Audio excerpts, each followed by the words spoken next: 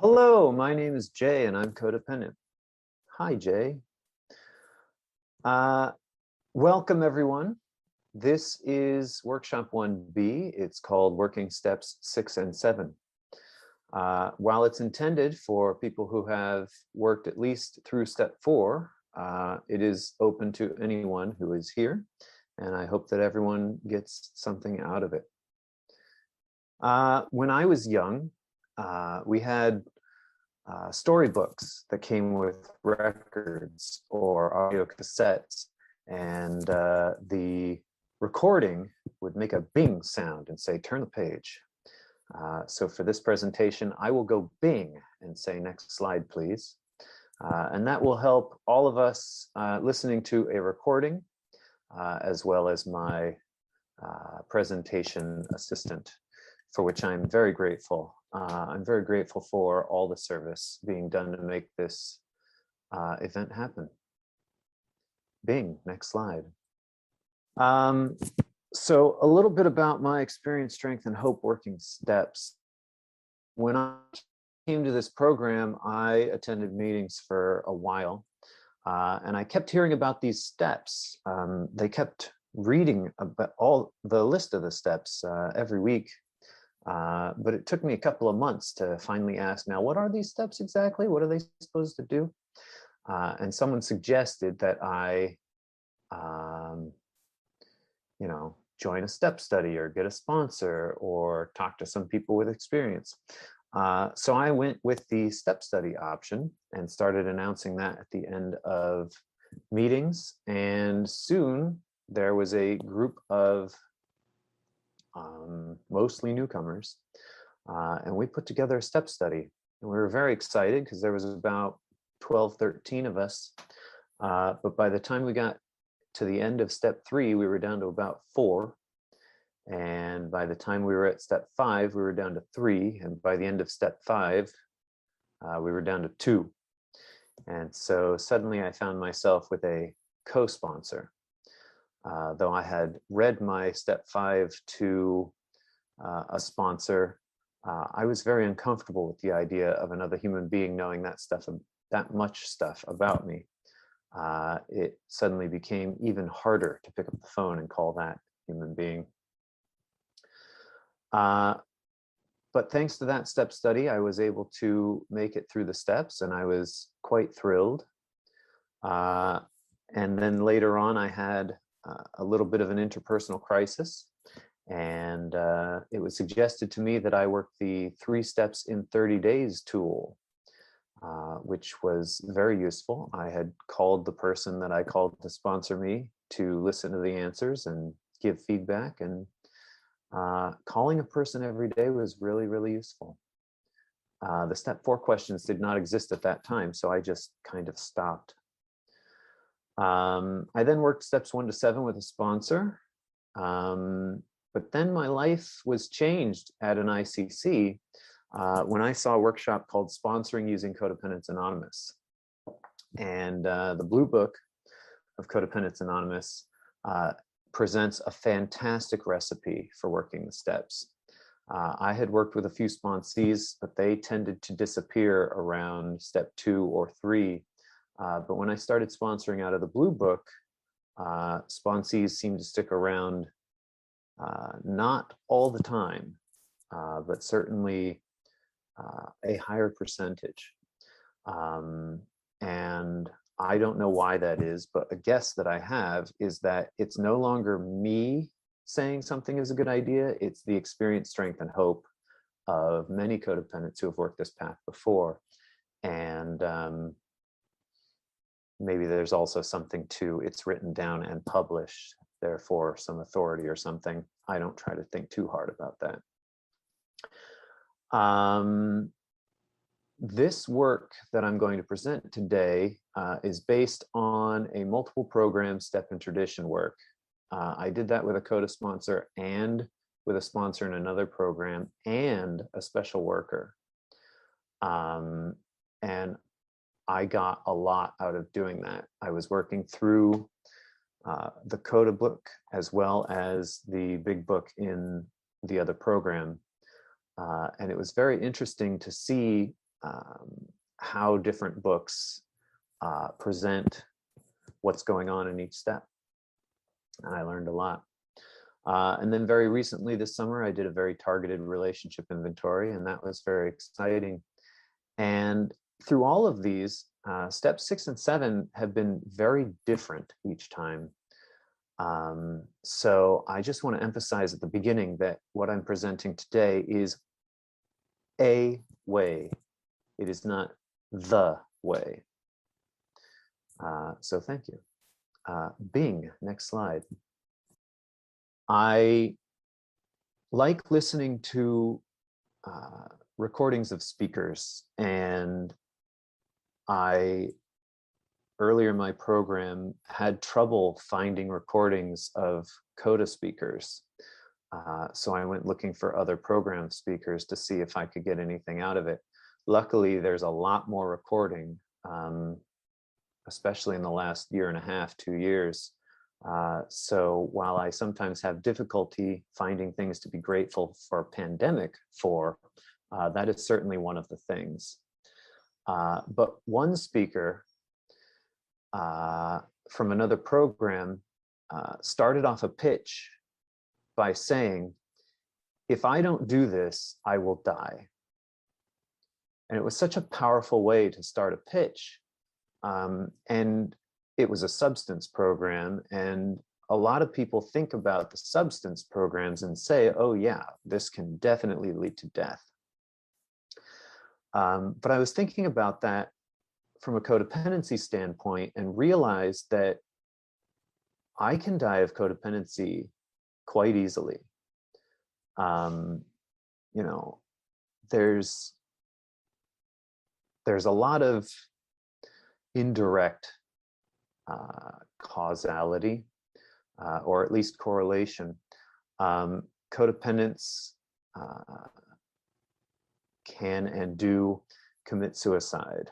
Codependents stay in abusive relationships and can be killed. Codependents get into vehicles with people under the influence because they don't want to rock the boat, and those people can get into fatal accidents.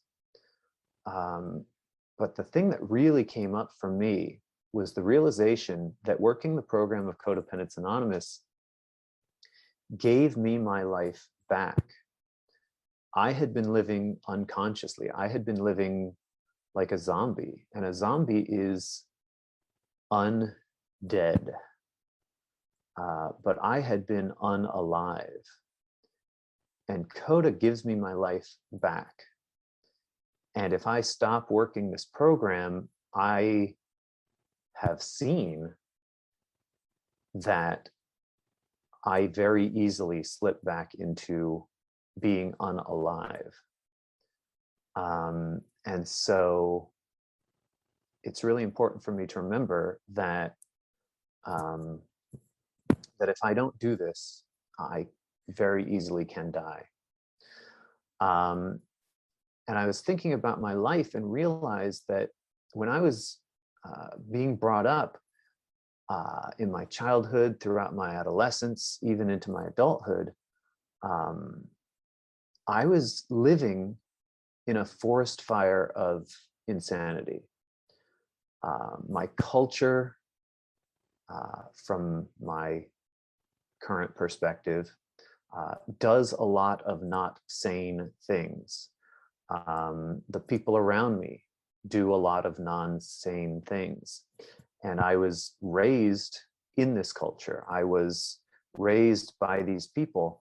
And metaphorically speaking, I had lived my life on fire. And Codependence Anonymous, doing the steps, the 12 steps, and also living my life according to the 12 traditions, has given me a way to put myself out, to stop being on fire,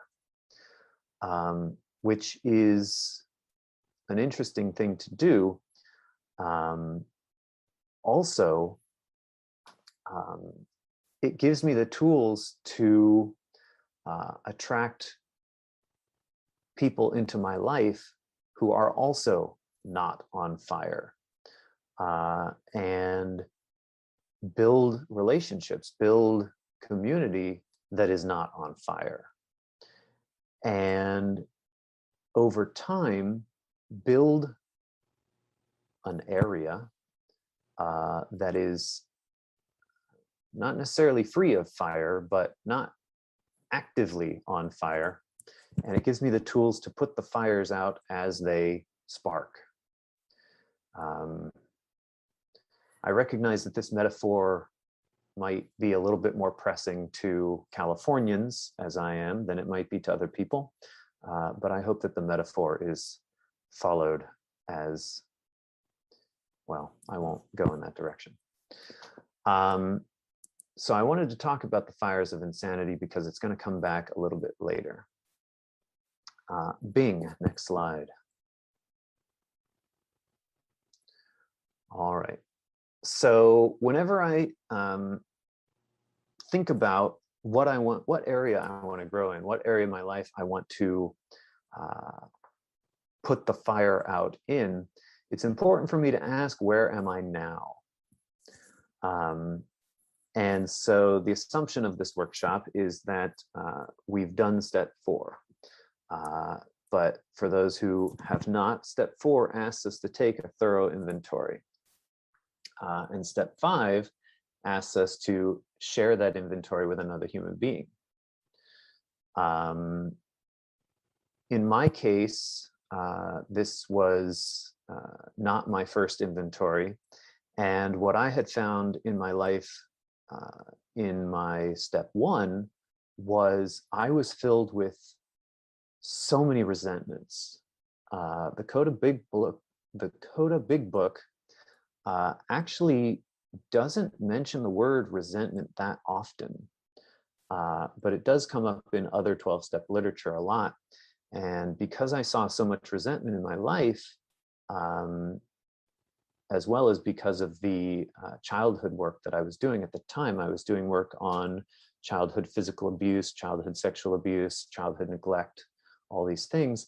I had a lot of resentment coming up because I was doing this really difficult work to get out from under those experiences, while the people, the entities, the organizations that I felt had done these things to me didn't have to do that hard work. And I was just filled with so much resentment. So I made a detailed list according to the suggestions made by the book, and I read it to another human being. In this case, it was my sponsor and my other sponsor and my special worker. Please forgive me for using the possessive there, but that's the traditional English way of phrasing that. The process revealed a pattern of behaviors and beliefs that I've held on to a long time. I recognize my part in holding on to those resentments, and that is the benefit of doing step 6, and then being able to let go of that. So to give you an idea of what I was looking at, I was thinking that I would share some excerpts from my step 4 inventory. Bing, next slide. So I'm a big spreadsheeter, and I use the tab feature because I had a lot of resentments for a lot of different people and entities. So I decided to start with myself. And so there's a tab at the bottom that says me, and there were a lot of things. I recognized I didn't have strong boundaries. I was always rolling over for other people. And I looked at why that was happening and the feelings that drove those behaviors and what the consequences were, and what my part was and what my feelings were about the behaviors.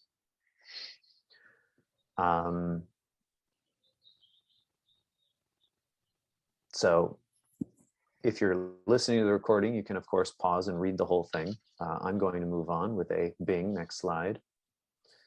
Also, I'll mention that someone is unmuted. I also had a lot of resentments toward God. I realized that, it's difficult to go through the world believing in a higher power that I believe would allow me to be molested, beaten, abused. And I had to, later on in the steps during my amends, change my attitude and belief about how my higher power works. I had resentments that my higher power would allow a bird to fly into my car's radiator and die. I felt a lot of guilt for that, et cetera, and so on. Bing, next slide.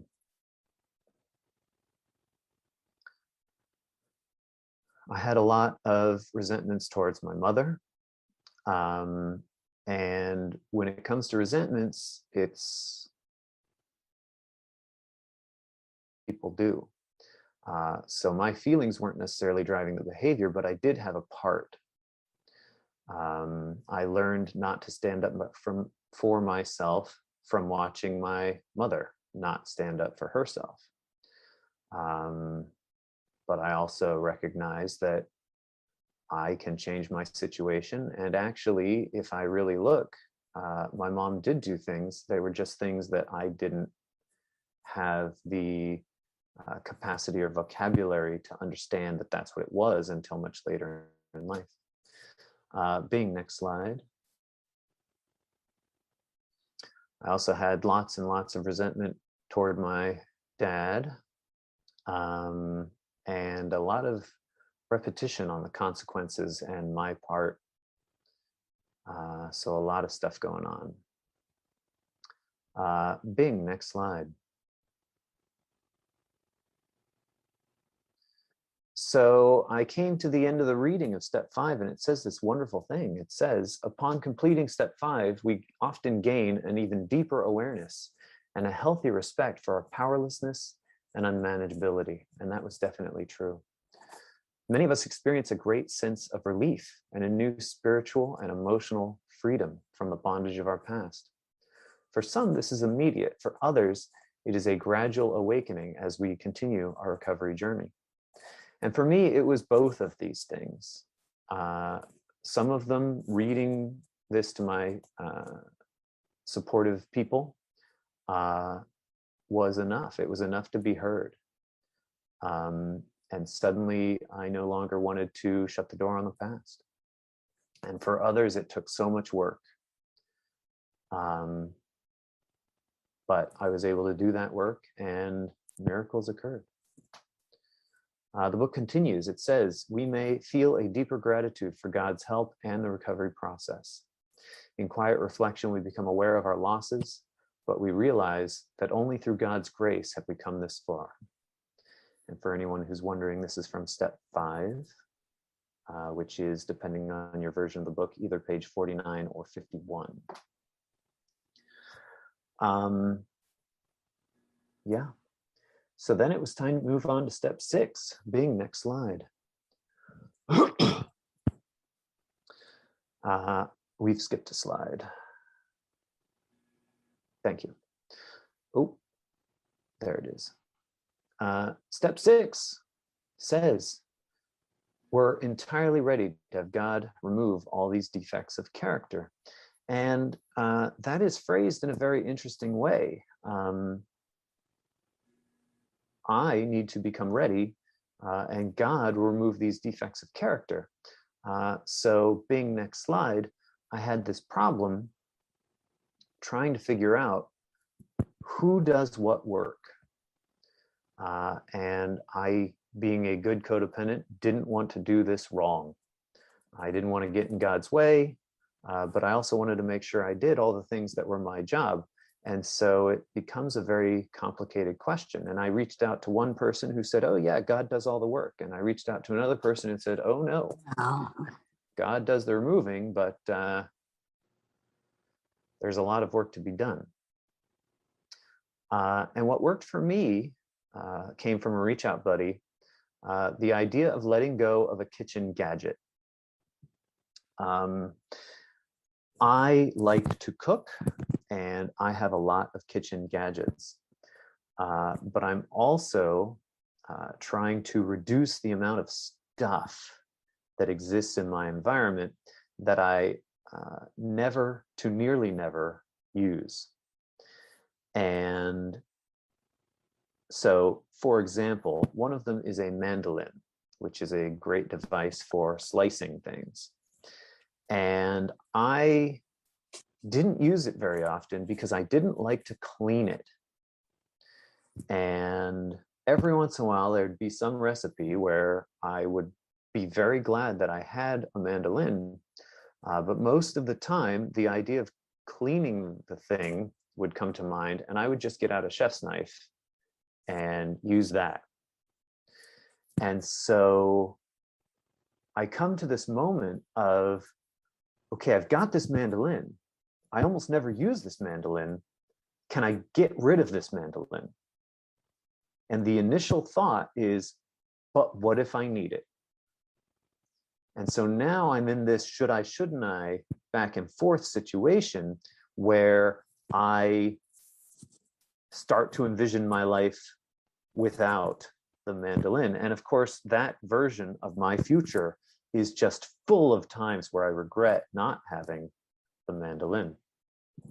And for me, this is an excellent example of, okay, if I stop using this tool, what am I going to replace it?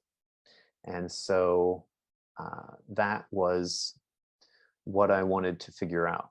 Because if I'm going to get rid of the mandolin, I need to have an idea of how I'm going to live my life without a mandolin. What new tools, what new systems am I going to put into place in my cooking so that I will be okay despite not having a mandolin?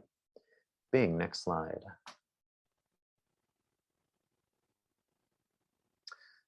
Luckily, this question is answered for me by the book. Does God do all the work? Does God not do the work? There's another paragraph at the end of step 5, and it says, we're not ignorant anymore of who we are and what we've done. Enlightenment always brings responsibility. We must continue to strive to change our codependent thoughts and behaviors with our higher power's help. Thank goodness for the book. Bing, next slide. So I reached out to my sponsor and I said, okay, step 6, what do I do? So my sponsor directed me to look for patterns in my step 4. My sponsor said, look over the entire list, figure out what those character defects are, make a list of those defects. And my sponsor gave me a caveat. This is not a time to just quote patterns and characteristics because there's 50-something of them, and that's a lot. Try and put it in your own words. And I said, okay, I will do that. So I got out my step 4. I printed it out so that I could write on it. Bing, next slide. And I put all the pages together. And that is difficult to present in a slideshow, so I did the best that I could. And I started looking for patterns. So, Bing, next slide. I found a whole lot of the word anger, and I started circling all the anger, and I noticed there was a lot of anger around my father, and so I circled all that. Then I decided to look for another item. Bing, next slide. I also noticed that I had a lot of fear, and I noticed that a lot of that fear was in my own part of the inventory. And while I was at it, I also found more anger in people who are not my father. So I added those. And this ended up taking a long time to do in PowerPoint. So I stopped doing it, but rest assured that there were many other words, patterns, and lots more lines. But Bing, next slide, it suddenly occurred to me that I was going a little nuts. And I now had these things, but what did it mean? Did it mean anything? Etc. And I was kind of spiraling in the overwhelmedness. So, Bing, next slide. Rather than living in the overwhelm, I called my sponsor. And one of my sponsors suggested that I do the process in reverse. And it worked incredibly well. Bing, next slide. So my sponsor suggested that I go find a list, go on the internet. And the great thing about the 12 steps is there are lots and lots of people out there trying to make the perfect list of characteristics, the perfect list of negative character traits, defects of character, character defects, personal failings, all sorts of different ways of phrasing it. And if I think real hard about how that might be phrased, I can run searches on the internet, and I can even look at images, image searches on the internet, and find a list that will work for me. I didn't pick one to put on the slideshow because everybody is going to be different and they're going to be drawn to a different list. And so I found a list that I liked. It was very detailed. It was, I think, 3 pages long with 2 columns at 12-point font, single spaced. It was alphabetized. And I just went through, I printed it out and I circled all the things. And I ended up with maybe 35, maybe 40 words. And I called my sponsor and I said, okay, I have 35, 40 words. Let me read them to you. And my sponsor said, now, wait a minute. Before you do that, I'd like you to check to see if you have synonyms. Check to see if any of these are related. And also see if any of them are in hierarchy, like one causes another, that sort of thing. So I made a document, and let's Bing, next slide. The document looked very much like this. I realized that my defects were I'm avoidant. I'm avoidant of sex, I'm avoidant of intimacy, I'm very avoidant of conflict. And I realized that my lying and dishonesty, and luckily my 4th step inventory showed this very easily, that I was lying, I was being dishonest to avoid conflict. And so that was a subcategory of avoidant. I would get distant or evasive, which later, after more reflection, I realized was technically a way of lying. And I was defensive because I didn't want to get into a conflict. I wasn't standing up for myself, and I would isolate. And in my isolation, I dream about a future that was wonderful. I dream about better relationships with people, but I wouldn't end up doing the work because I was avoidant of the conflict and the intimacy of having those conversations. I also saw that I was in a lot of denial. And one of the ways that came up was forgetting things. If I can't remember a thing, I can say I don't remember and technically be honest. This was not a conscious process. This was an unconscious process, but it was still happening. And one of the things that I would do out of that denial was passive aggression. How do you expect me to remember all these things? How do you expect me, Jay, to remember all these things about you, Jay, if you can't remember them? So if I can't remember all the things about myself, then I can't be a whole person. Therefore, I get to stay in isolation and fantasy. I also found that I was dependent on others. I was dependent on others' attention, and I would seek that attention. I was indecisive and inauthentic because I wanted other people to tell me what was okay with them so that I could be okay with them, so that I could be okay. I had a lot of perfectionism, which fit into that, and a lot of procrastination, because if I need everything to be perfect, then I can't start now because I don't have the perfect idea yet. So I'll just sit until the perfect idea comes, or a deadline looms up, and then I can just do as much as I can in the last 15 minutes and just say, ooh, I'm sorry, I ran out of time. And often when I did that sort of thing, people would say, oh, it's okay, I really appreciate you doing it. And I would get the attention that I craved. All of this was incredibly self-abusive and self-neglectful. And I was unforgiving of myself for all of those things. And I realized that a lot of the avoidances were out of fear of consequences. I forgot to mention that. So all of that kind of went into fear. So I read that to my sponsor in CoDA, and my CoDA sponsor said, hey, you're leaving something out. And I said, what? You're about to tell me a defect that I couldn't think of? He said, no, no, no, no, no. You're leaving out the good stuff. You're leaving out the assets. I said, oh, right, assets, of course. There are assets, maybe. Bing, next slide. And probably we will notice how few assets there are compared to defects, but I'm working on it. But I was able to find a bunch of assets, and I wrote them all down. And then I called my sponsor, and my sponsor said, okay, now, before we do anything else, I'm interested to know, are there any assets you'd like to develop? Is there anything that you feel that you've kind of got and you'd like to make stronger? Or is there anything that you feel you don't have that you want? Bing, next slide. And so I did that too. And being an internet citizen, I used a hashtag here.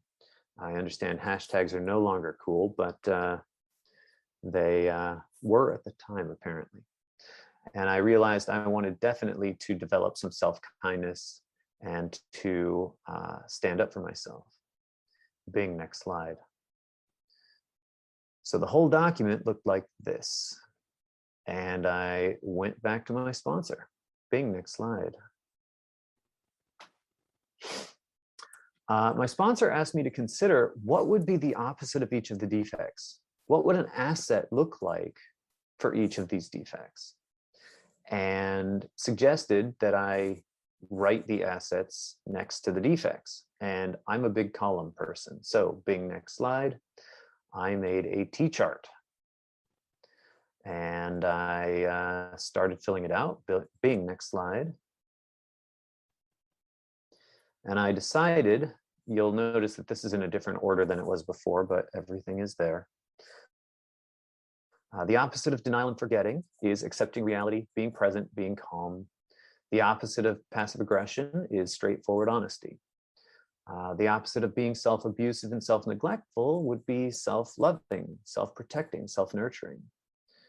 The opposite of being unforgiving would be forgiving, both of myself and of other people. The opposite of being avoidant would be courage and faith, both in my own ability. Oh my gosh, we're moving ahead. Let's back up and back up again. Beautiful, thank you. Both faith in my own abilities and faith that my higher power will take care of me, etc. and so on. I don't know how valuable reading all of this out loud will be. But all of a sudden, I had these character assets. And I knew what a new tool could look like if I was going to give away these old tools. Bing, next slide. So my sponsor asked me about these assets. Okay, so you've got this whole column. It's got all these great assets. Which of these do you have no experience with? Which of these assets do you want to cultivate? There's something you kind of have, but you don't use. Or maybe there's one that you kind of know how to do, but you don't really know, or you want to know more. So for each asset, what are you looking for? So I went back to my list. Bing, next slide. So at the bottom here, I've written natural ability or needs to be learned. And because I didn't have any room to go sideways, Bing, next slide,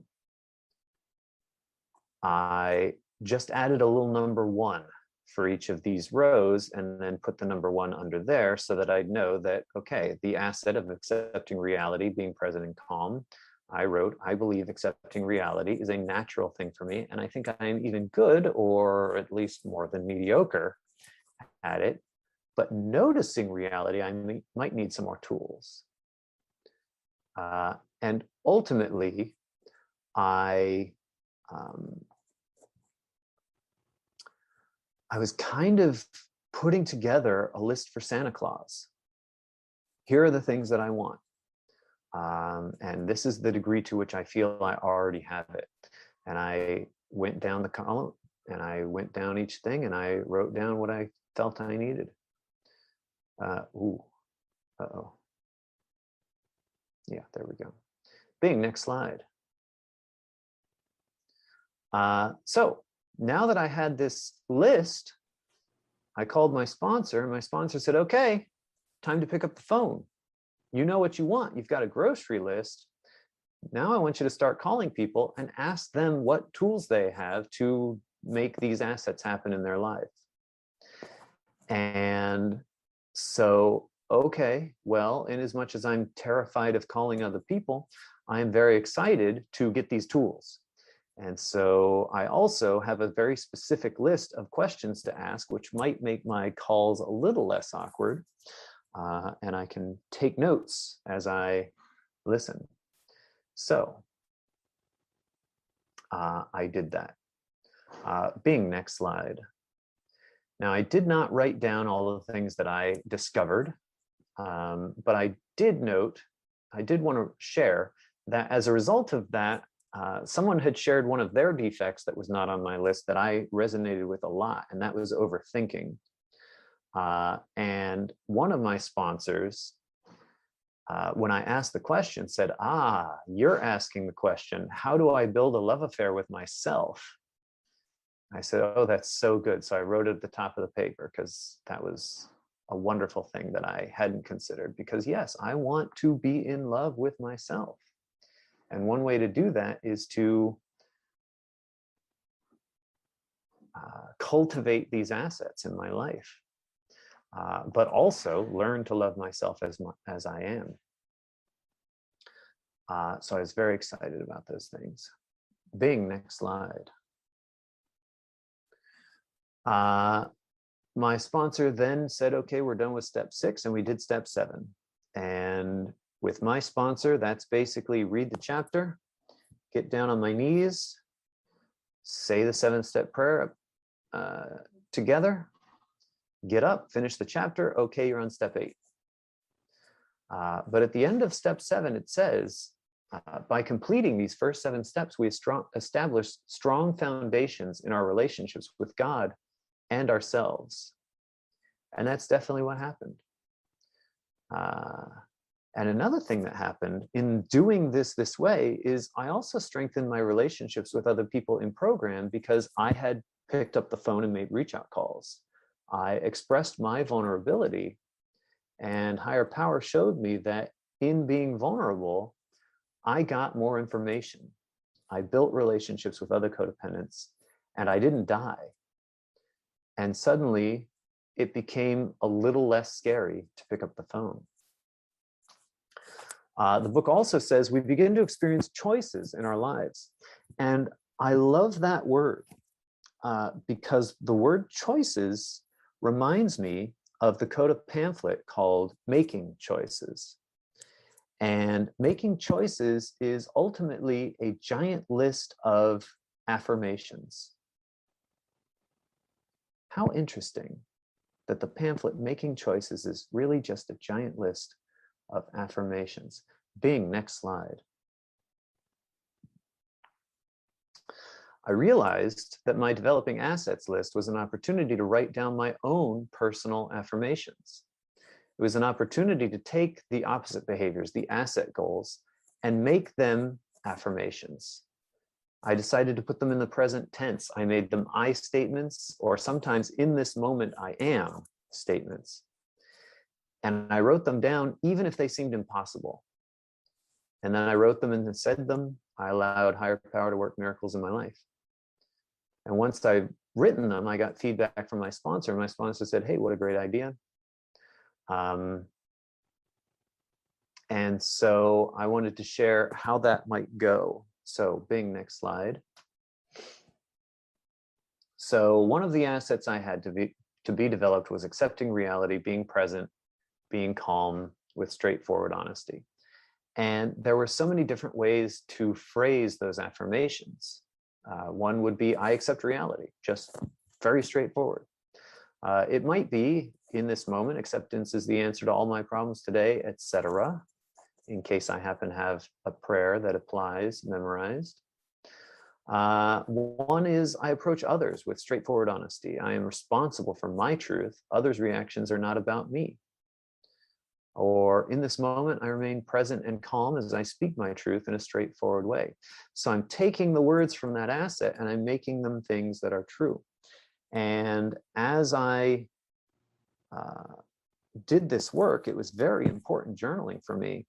But I realized that on a day-to-day basis, the way these assets come up, the way I might phrase it might be different. So let's next slide.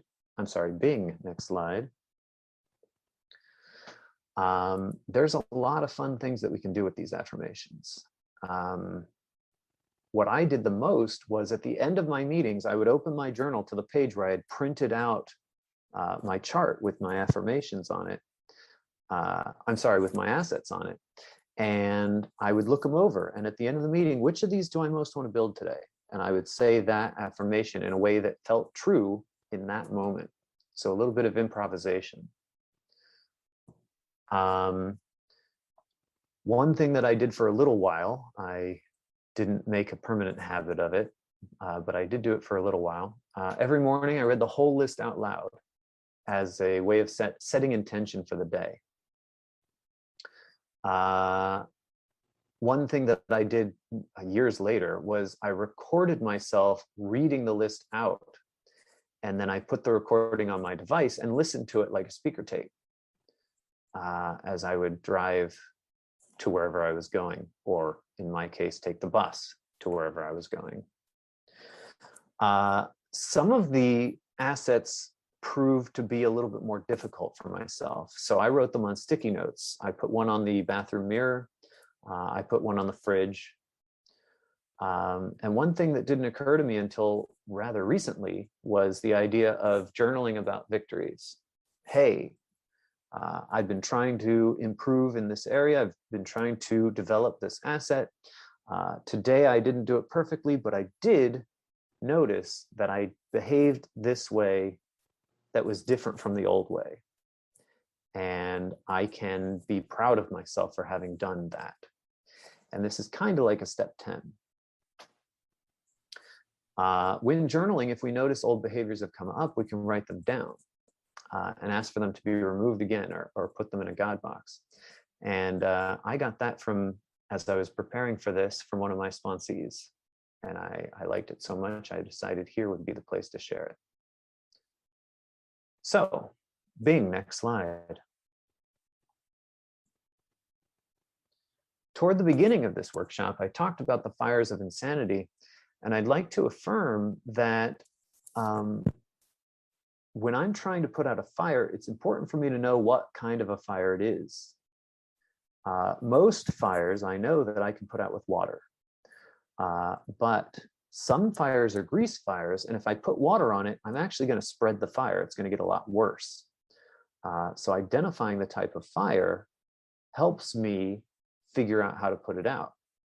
With a grease fire, I can use a lid to smother the fire. I can use baking soda to smother the fire, but water is going to make it worse. And so in the same way as I'm developing these assets, if I know what the defect is, I know what the way to put that defect out is. And I've got these affirmations that can really help me affirm to myself that it is a thing I'm able and equipped to do. And so that helps me put out the fires that I can identify. I still have fires that I'm not able to identify, which is a way of saying I have codependent characteristics that I'm not aware of yet. But as I continue this work, I become more and more aware. And as I continue to use these tools, I become more and more able to identify them, learn to deal with them, and become healthier. Bing, next slide.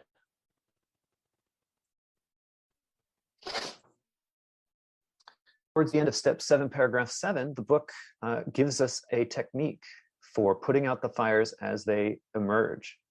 As I mentioned at the beginning, sometimes old fires will reignite in my life.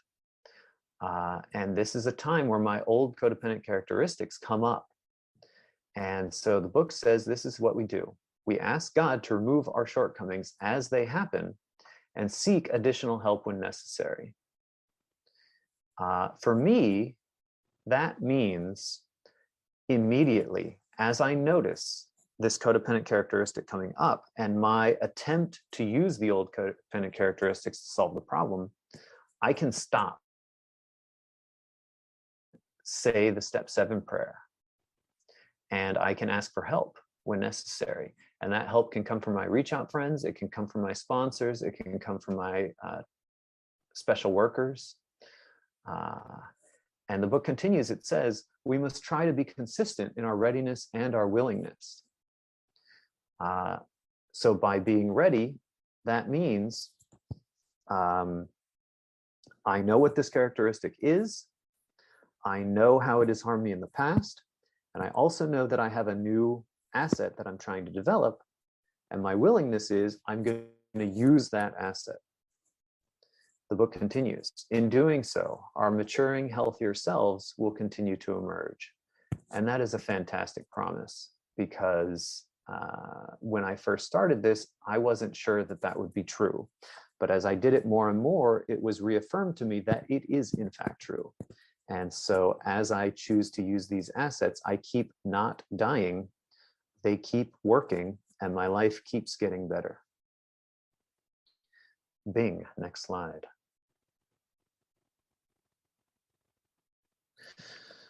The step 7 prayer says, in this moment, I ask my higher power to remove all of my shortcomings, relieving me of the burden of my past.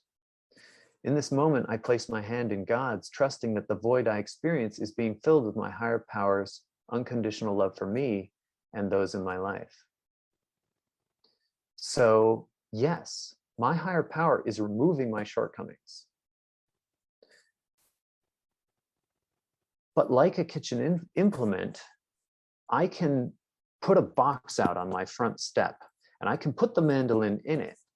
And every once in a while, I'll come home, think to myself, I want to use the mandolin, and bring it back in the house. Sometimes I might not even have the thought. I'll just see it and pick it up.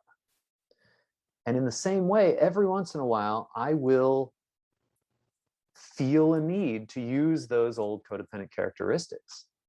And instead of beating myself up, I get to notice, oops, I brought the mandolin back in the house.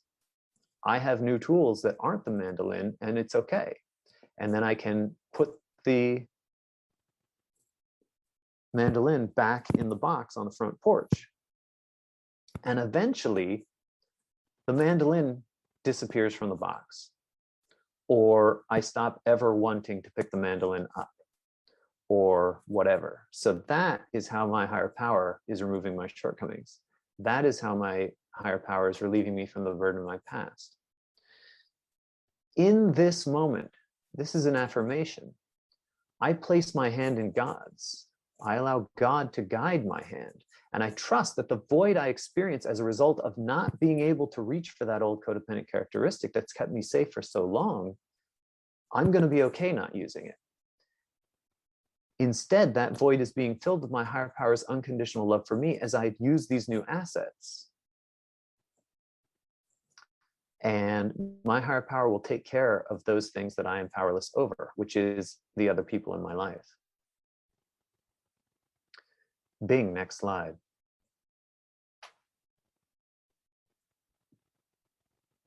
So this is a little summary of what putting the fire out looks like. I notice I'm using a character defect, and then I stop. I remember the order of my relationships. I turn to God, I look into myself, then I deal with others. For God, I pray.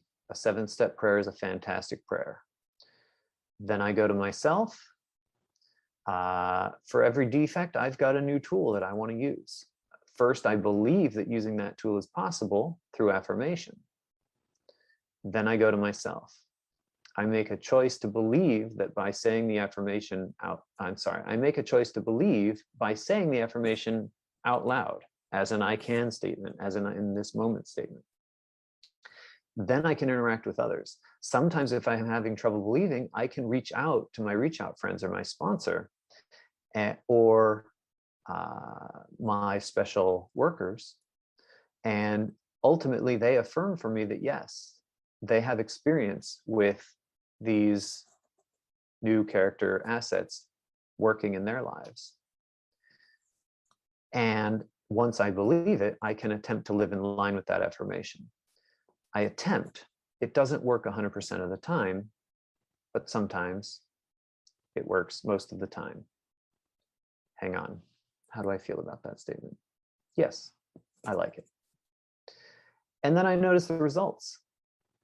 As the new assets work in my life, I learn that I can trust using that tool. And that gives me an incentive for continuing to use it. All right. Bing, next slide. I can't tell if that went faster or slower than I thought it would, but here we are at some frequently asked questions and some potential backdrafts. Hi, thanks so much for your talk. I really enjoyed it. It was great. I just have a question about your reference to reach out buddies versus worker buddies. I think you said, like, what are those for you and how are they different? Thank you very much for the question, Nathalie. I forget which tradition number it is now. Tradition 8, I'm pretty sure, says that, we can hire special workers to do things that we ourselves cannot do on our own, basically. And the book references, often toward the end of the steps, times where a special worker might be important. So this could be a therapist, a special worker, could be a psychologist or a psychiatrist. It could be a life coach. Any of the people who have the things that I want that I'm willing to pay in order to get, because they have a specialty or expertise that I don't have and that are beyond the capacity of Codependents Anonymous to provide. A reach out buddy is someone in program whose recovery I respect, someone who I will make reach out calls to on a regular basis. The 3 Steps in 30 Days tool talks about the power of 5. And I didn't understand what that was, so I called some people. And one of the people I called said, oh yeah, it means having 5 sponsors, which I thought was a terrible idea for me, because if I have 5 sponsors, I'm going to call my sponsor, get an answer I don't want, and then call another sponsor and another sponsor until somebody tells me the thing I actually want to do. And that puts me back in self-will, which is not where I necessarily want to be. What it turns out the Power of 5 actually means is having 5 people in addition to my sponsor who know me about as well as my sponsor. And these are reach out buddies. The world is a wonderful place, and life is short. And so I remind myself from time to time that accidents happen, and it is possible that my sponsor might die at some point. And so having people in my life who are caught up in where my life is at gives me a large group of people with whom I can deal with my grief about that potential thing happening, and people who can sponsor me when that happens. That said, if my sponsor is listening, please continue to not die. Hopefully I've answered the question. You did. Thanks so much, JW. Okay, if you have a closing remark, Jay, please go ahead and then we'll stop the recording at that moment. I really, really appreciate Lisa, you fielding the questions, and Florence, you doing the PowerPoint. I came into this very nervous, as I often do, and I walk out of it filled with just so much gratitude for the opportunity to put these ideas down and organize them so that they can be perhaps useful to the codependent who still suffers.